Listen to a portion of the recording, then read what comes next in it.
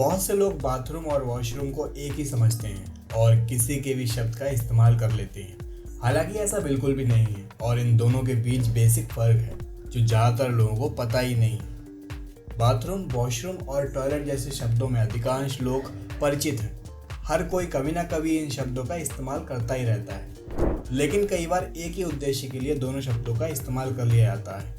लेकिन क्या आपने कभी सोचा है कि बाथरूम, वॉशरूम एक ही है या इनमें कोई फर्क है? बहुत से लोग बाथरूम और वॉशरूम को एक ही समझते हैं और किसी के भी शब्द का इस्तेमाल कर लेते हैं।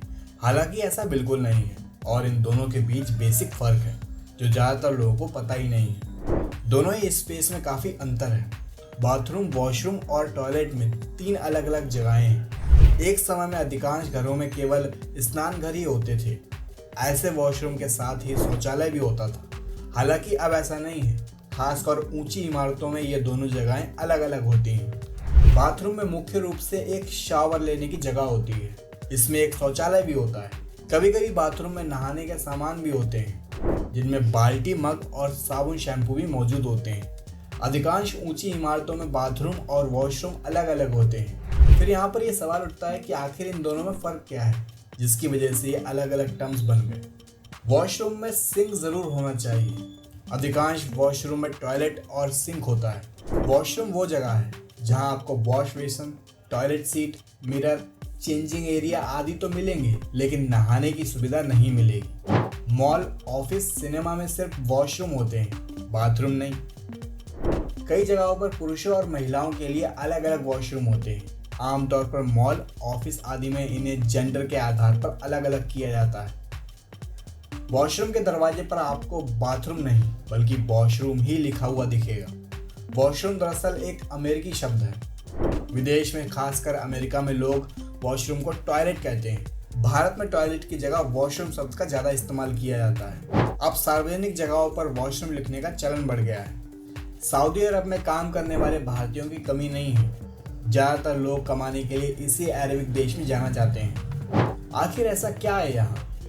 अगर आप भी ये सोच रहे हैं तो जवाब हम आपको बता देते हैं, क्योंकि ये आपको हैरान कर देगा। सऊदी अरब एक सपनों का देश है जहाँ की चमकती हवेलियाँ शोभों के विलासितापूर्ण जीवन का संकेत देते हैं। यहाँ कुछ लोग सिर्फ घूमने के लिए ही जाते हैं, तो ज़्यादातर लोग रोटी और आजीविका की तलाश में वहाँ से गुजरते हैं।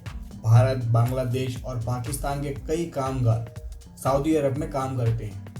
विदेश मंत्रालय के मुताबिक सऊदी अरब में फिलहाल लगभग 24,63,000 भारतीय रह रहे हैं। इनमें से ज़्यादातर कंस्ट्रक्शन वर्कर हैं। कई लोग वहाँ बिजनेस या नौकरी भी करते हैं। इतना ही नहीं, हर साल लाखों भारतीय हज और उम्रा के लिए सऊदी अरब आते हैं। आपने कभी सोचा है कि जो रियाल भारतीय लोग वहाँ जाकर कमाते हैं, अपने देश में उसकी कीमत कितनी हो जाती होगी? भारतीय मुद्रा में 1 रियाल का मतलब 22 रुपये 34 पैसे होते हैं।